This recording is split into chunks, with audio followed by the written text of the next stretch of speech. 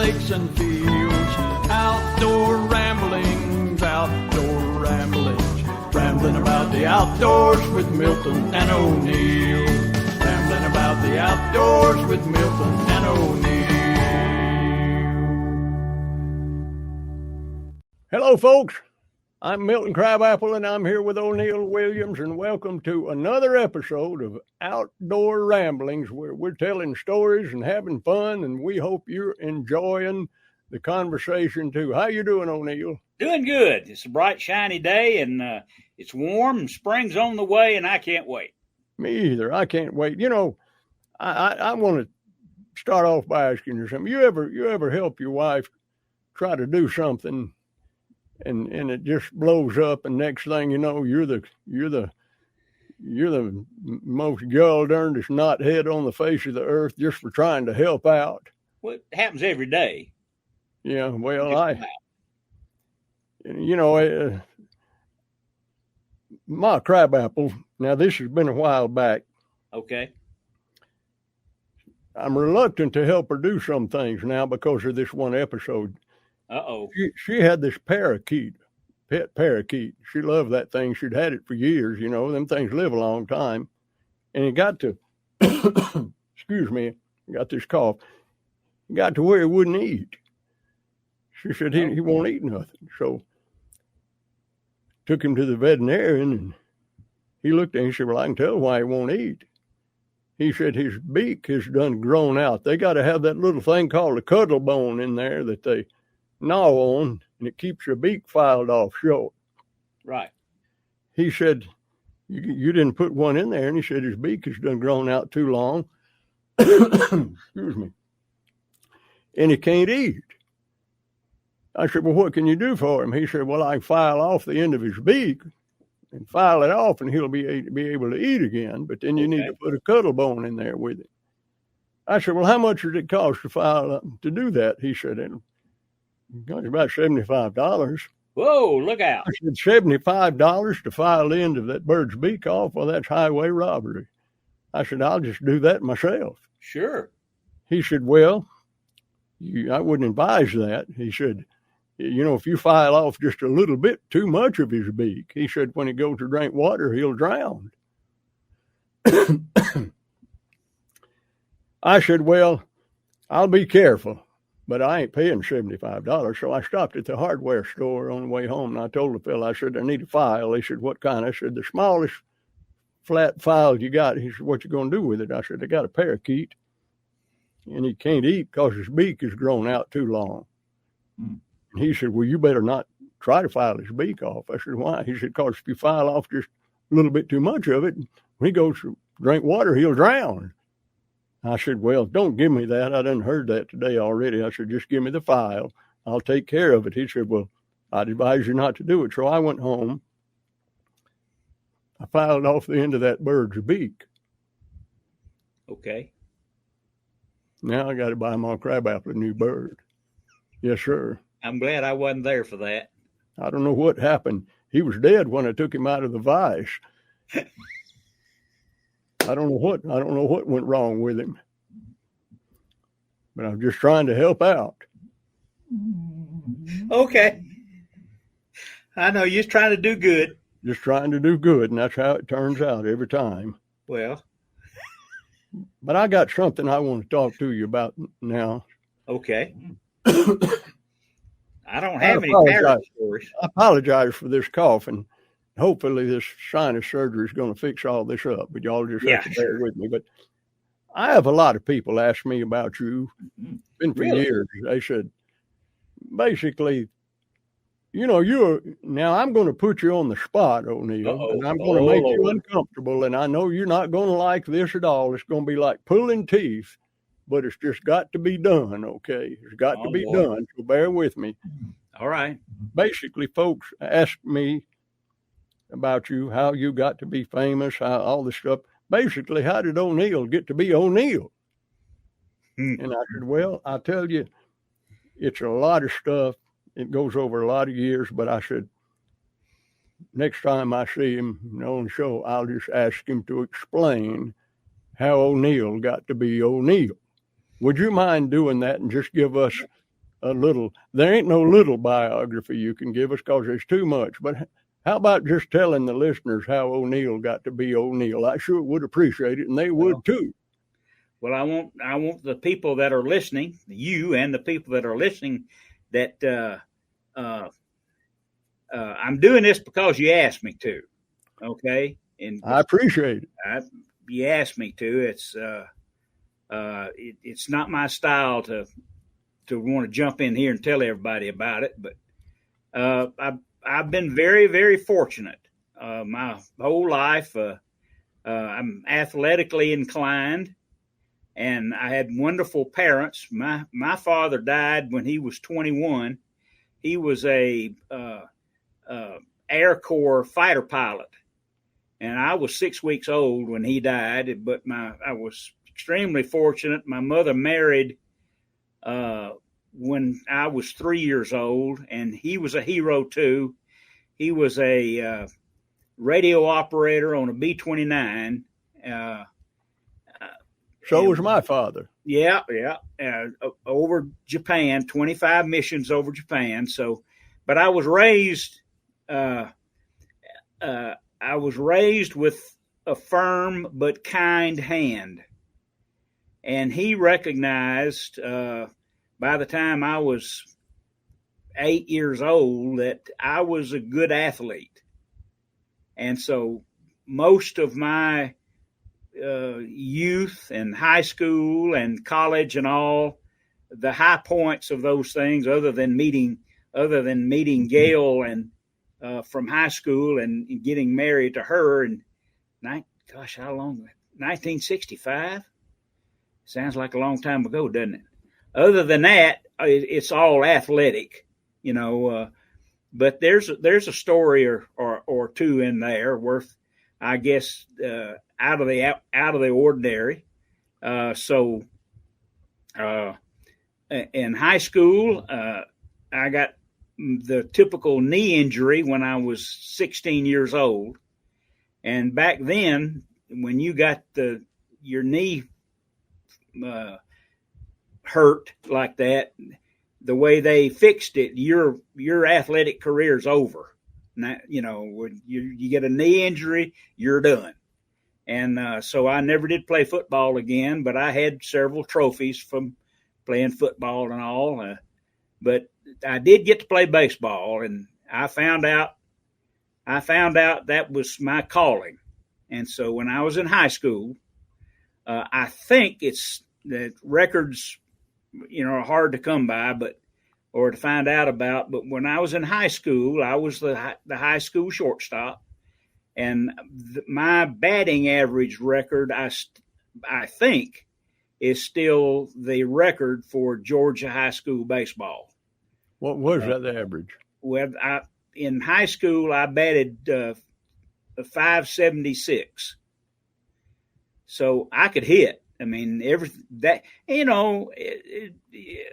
do that, a lot of ground balls have to snake through, and a lot of pop-ups have to land. But and a lot of talent has to be displayed. Don't try to go south on me here now. And I want to hear the cold hard facts. You were a phenomenal baseball player, and had a record that ain't never been broken yet. Yeah, I don't think so, but it's funny.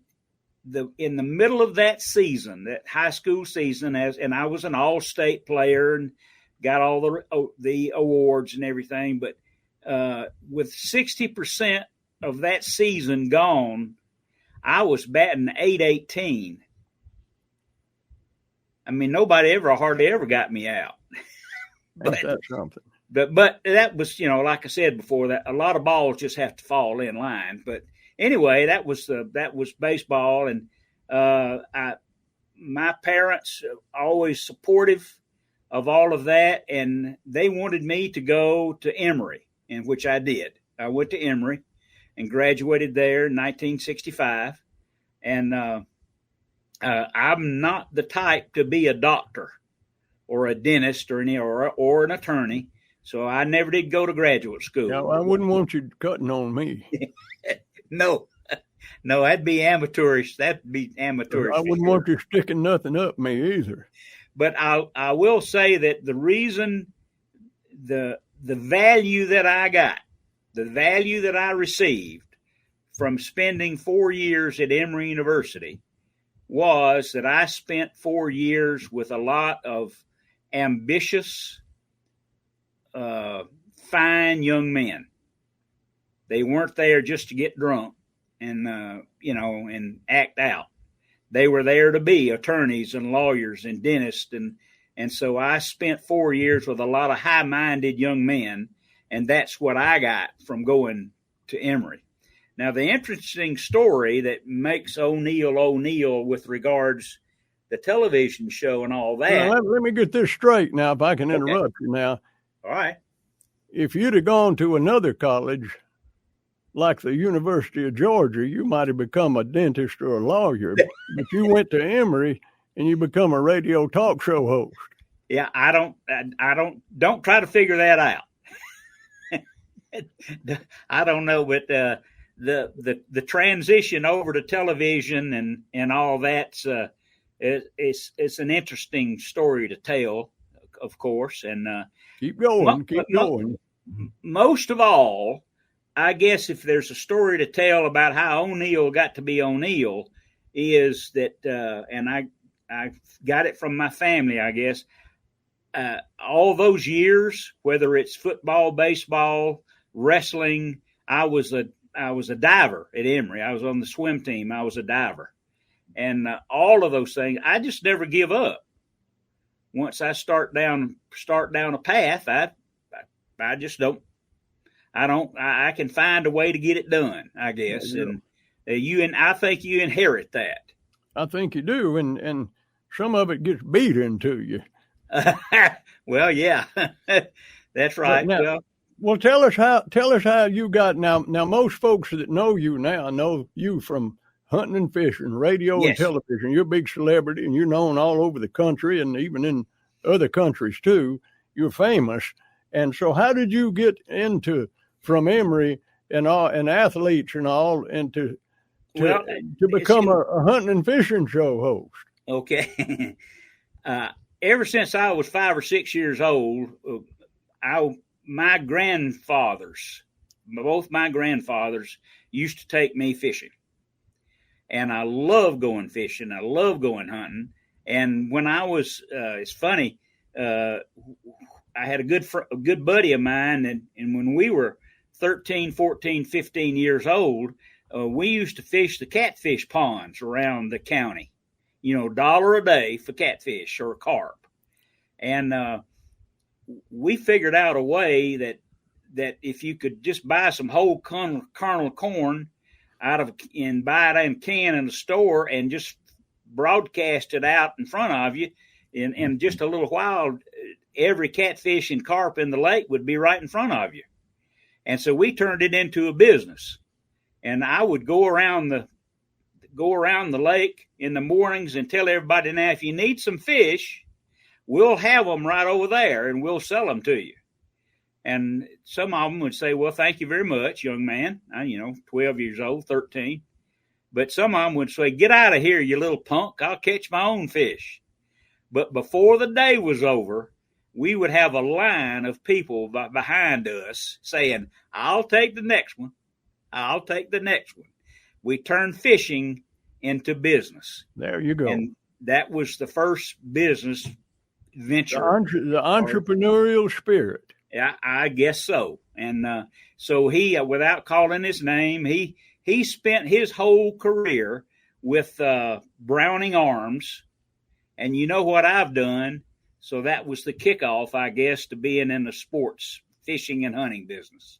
But wasn't you a competitive tournament bass fisherman too? Well, yeah, that was next after we got where we at. Yeah, yes, I was. And now, not to mislead anybody, I was not on the Bassmaster tournament trail. I wasn't that good, but I did win what back then was, this is 1979, the Georgia Bass Angler Tournament Trail, and I won it.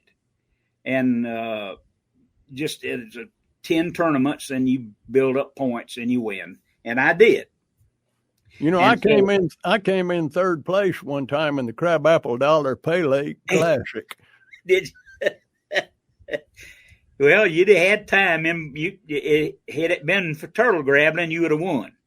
I may have. Yeah. So I, from being the champion of that, which was a small thing, there was a local, this was the start of cable. It was the Metro Channel sports station in Atlanta. And there was a fellow there, his name was Steve Hines, and he was a local producer. And in cable back then, 1980, there must have been 60,000 subscribers in all of Georgia, 60,000 subscribers. So it wasn't very many. And I had been fishing many times with a fellow by the name of Charles Salter. And Charles Salter was an outdoor writer for the Atlanta Journal. Well, Steve called Charles to get Charles to be on a television show on local cable. And Charles said, I'm not capable of that, but I know who is. And his name is O'Neill. And that was how it got started, on local cable.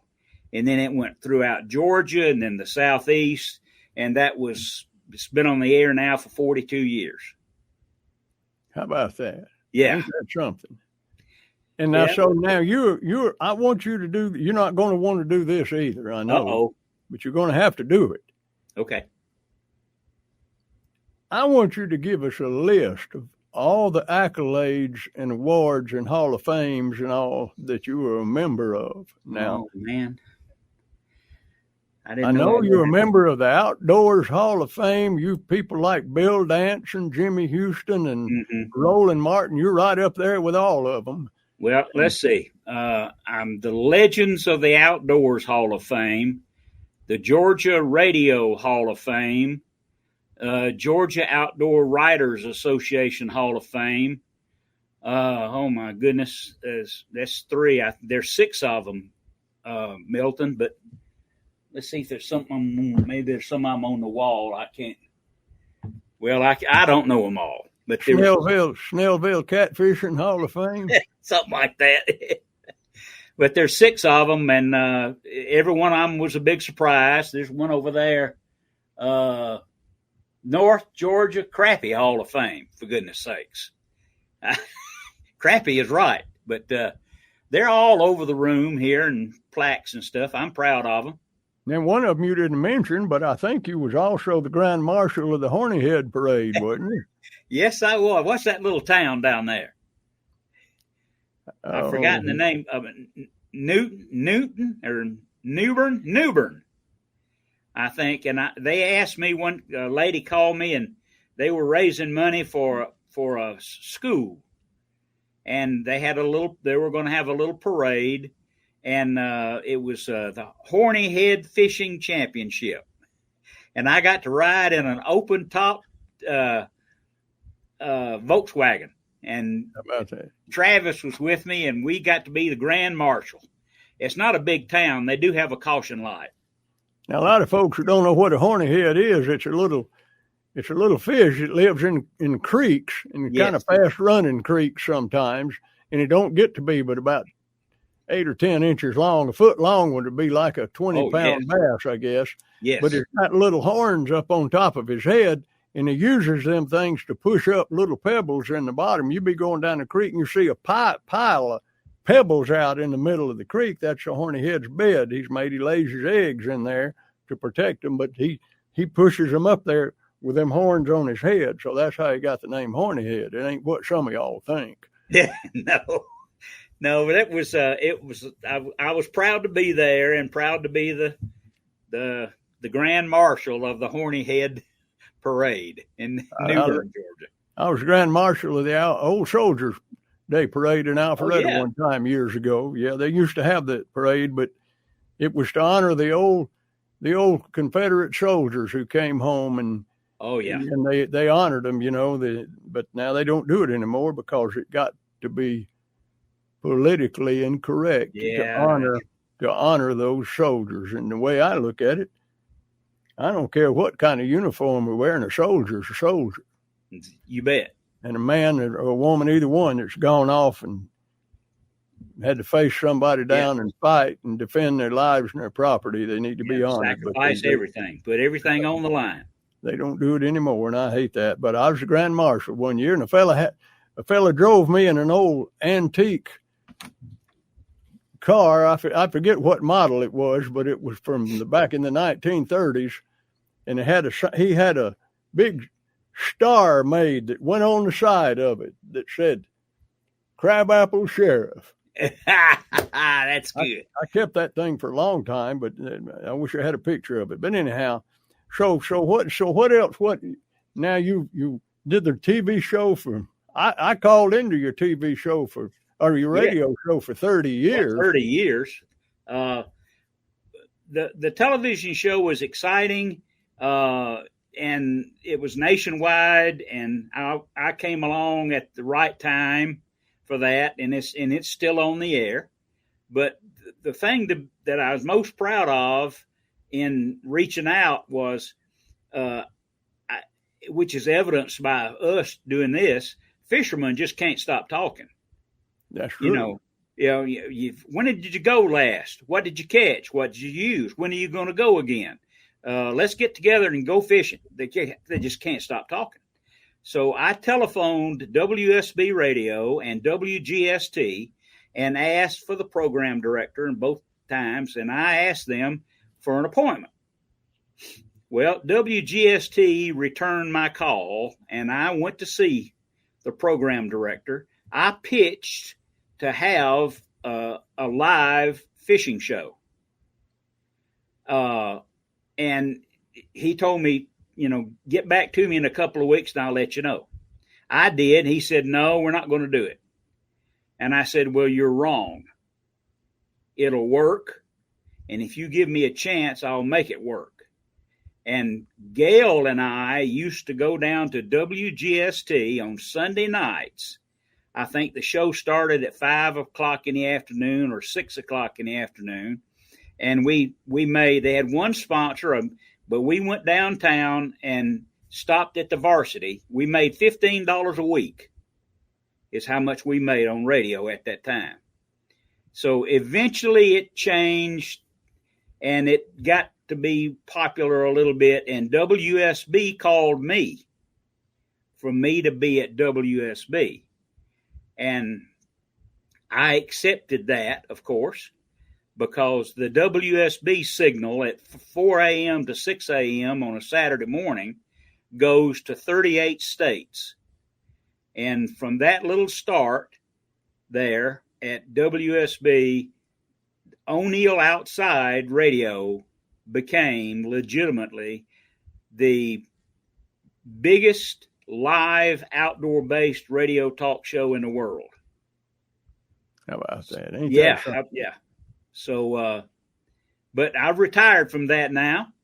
Now you turned that over. Let's give him a plug. You've turned that over to our good friend Mac Farr. Now it's called Epic Outdoors, and he just picked up he's not trying to fill your shoes, but he's wearing his own shoes in there. Absolutely. Doing a good job. That was part of my decision to retire from WSB Radio, because I didn't know anyone that I thought could replace me. But I knew Mac could. So that when I said, Mac, what do you think? Would you like to do this? Yes, sir, I would. So that did it. And well, that's good, because you made a good choice. And he's really good at it. Try to call Mac as often as I can on Saturday mornings, and we've been friends for years and years, and he's doing a great job. And that's your WSB AM 750 or 95.5 FM, I believe. Right. And you can tune in from 4 a.m. to 6 a.m. every Saturday morning, and you can hear Mac. Yeah. We want to give him still is the number one live outdoor-based radio talk show in the world. Now, see, there's a lot of great talk shows about fishing and outdoors, but they're recorded. Mac's show is live. And to me, that's what makes a difference. You're headed for the woods for a deer hunt, or you're going to the lake or stream, and you've got Mac on the line live, which you can call and get some best wishes or ask him how the fishing is or what to do in a certain situation when you're fishing and where to go and when to go and everything. And that's what makes it really good. And he's good at it. Well, he sure is. Well, now let's get back to you. You got anything that we haven't thought of that you want to tell the folks, that you want them to know? Don't you have a great book out there that you want to tell folks about? It's funny that I almost forgot about that. Let's see if there's one of them around here, or I would hold it up. It's called, there's a book. You can get it on Amazon. It's called O'Neill Outside, People and Places Along the Way. And it's 13 or 14 chapters long, easily read. And it's about the people and the places that I was fortunate enough to meet and to go with and to go to during 40 years of television. And right there is where they can get it. Mike's done put the address up there. I see it on the bottom text where they can get it. And I hope it's a good read. I mean, you're not going to, it's nothing scientific, but there's a lot of good tales in there and a lot of good fishermen, a lot of good places to go and when to go there and all that. And all of it's the fun. And if there's nothing else to tell, I want to tell this. And that is, if you're a father or a grandfather or not, take a kid fishing. He'll remember it all of his life. And you don't have to go and catch a 10-pound bass or a 100-pound tarpon. A 2-inch brim is just fine, just so he's on the lake. And the great places to go are the state parks in all the states across, because all of those ponds are clear, they're clean, they're full of fish. It's safe to go there, and you're going to catch some fish every single time. And for a little kid, 5, 6, 7, 8, 9, 10 years old, he doesn't have to hit a baseball. He doesn't have to carry a football. But he'll remember that fishing trip all of his life, just like the ones I still do. I still remember them too. Yes, sir. And that's a good thing. We got to get young folks started in the outdoors. And I don't know what the numbers are, but there's a whole culture now. More and more young girls they got pink rifle stocks and pink camo and stuff just for the girls to get into it, just like they used to. Mostly the boys did it, and they didn't encourage the girls to get into it much when we were growing up. But now it's just girls are in it too, and they discovered the outdoors and the fun, and people cater to them too, and what they like and what they enjoy and the kind of clothing they like. And I'm glad to see that too. Oh, yes. Yes. Fishing is the number one outdoor activity among men in the world. Ain't that it must be the right thing to do. Well, in some countries, they still depend on you don't catch a fish today, you don't eat. Absolutely. Yeah, absolutely. That's true. That's true. Absolutely. And before we wrap it up, I want to mention something too. Back when I was with Southern Tracks Records, I did a lot of recording albums and CDs and all. Mm-hmm. And then we're bringing those back and making them available to folks. And I believe the first one that we put up now is one of my all-time favorites. It's called Stir Fried Groundhog. It's got several songs on it and bunches of good stories. You can get it at miltoncrabapple.com. Just go there. There's the link. Go click on it, and you can get you one of those. We'll be downloading the rest of them as time goes on. They're timeless, and so I hope folks enjoy them. And so, anyhow, O'Neill, this has been fun. I'm so glad we're doing this. I'm getting a lot of great comments from folks that say how much they've enjoyed our first episodes, and we're going to continue to do it and have fun. And if anybody has just on our site, Outdoor Ramblings, and you go there on Facebook or here on Facebook or anywhere else, reach out to us. Let us know what you want us to talk about. And today we talked about two things that people said they wanted to hear. They wanted to hear us talk about turtle grappling, and they wanted to know how O'Neill got to be O'Neill. So I believe we answered the questions pretty good today. Well, I hope I don't have to do that again. Well, you may have to, and if you do, you'll just buck up and do it. All right. Yes, sir. Yes, sir. Folks, I hope you enjoyed today's episode. And O'Neill, I always enjoyed it. And folks, stay tuned to the next one. We're going to be having a lot of fun. We'll see you next time on Outdoor Ramblings. Outdoor ramblings, rambling around the woodlands, the rivers, lakes, and fields. Outdoor ramblings, rambling about the outdoors with Milton and O'Neill. Rambling about the outdoors with Milton and O'Neill. Y'all come back now, you hear?